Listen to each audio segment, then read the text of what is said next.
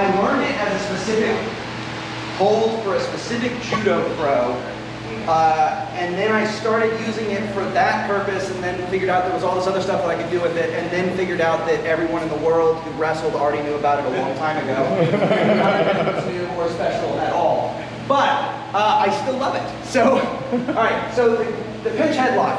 I'm gonna go, basically this is just, I'm going to wrap around his headlock, all right? So one side is gonna be above head, one side is gonna be below arm, all right? You can go either way, all right, just like this, all right? I'll show you how to do this here. I only do this with gear. I actually think it's more effective in gear, and it's super effective if it's IMCF. If it's H&B and you have a hand axe or a two-handed axe, it is super effective because the big thing is connecting my hands together. And when I have equipment, I can't tell you how easy it is for me just to set my blade over here or my axe over here, do this, and then cinch from here, all right? So, pinch headlock. I'm basically going to try to pinch the shit out of his arm and head, all right? I want to get his arm up so that it isn't very useful, and I generally am going to try to use my shoulder to drive his chin across and pin it to his other arm. Once you get in this, it's a really frustrating and uncomfortable position to be in, and it's great for grinding takedowns, all right? So the way it's gonna look is once I'm here, I'm gonna connect, and I'm looking to, if y'all can see, I'm gonna look to drive his shoulder across, all right? Or sorry, drive his chin across with my shoulder. So I'm going to do this, all right? So once I'm in tight and gripping, this keeps his shoulder locked up so it's hard for him to do stuff. And from here, I normally start grinding this way and then just start going for takedowns, all right? It's very uncomfortable, so go kind of easy until we're in gear. And even then, it's still gonna be uncomfortable, but I care a little less.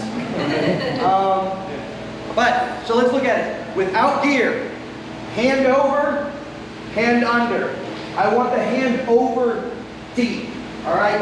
You can also go deep. This side is a different grip. I don't have as much success with takedowns from that grip.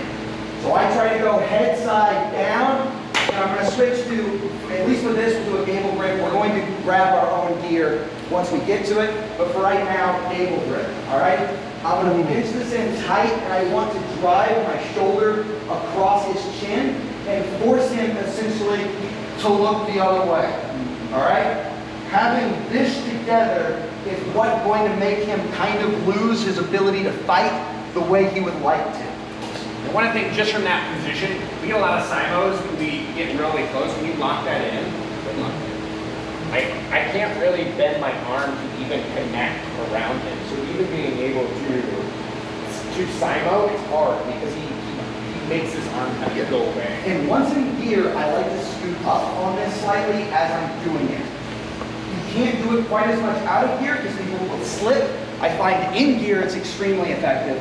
And what I mean by that, by scooting up, is from here, I'll do a little, so that I trap this together. And their elbow cop helps keep that arm from slipping. Yes, and it becomes very difficult to get out because I'm still on the lower side of the helmet where it generally dips in.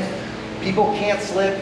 It's harder to slip head control on the helmet anyway because you've got an extra 7 inches above your head that you have to deal with, which is irritating, right? So, in no gi, or with no gear, as you slip up, people can sometimes scoot that head out. Once we have gear, a little higher pinches this together even more, and it really just sucks.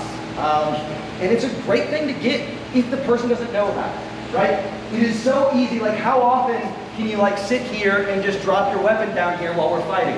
It happens a lot. And by the time I grab right here and then go boom and scoot it up, a lot of times it's too late for my opponent to do something about it. It's a really sneaky way to get a really powerful grip that sucks to be in. Right? It's very much like the guillotine. If he decides to crank up on the guillotine, it's kind of like that. If any of you all have had someone who cranks up on a guillotine in armor, it sucks. Yeah.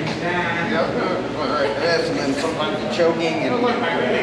Yeah, I wish I did when I was reading. All right, so let's get together. We're gonna go over this.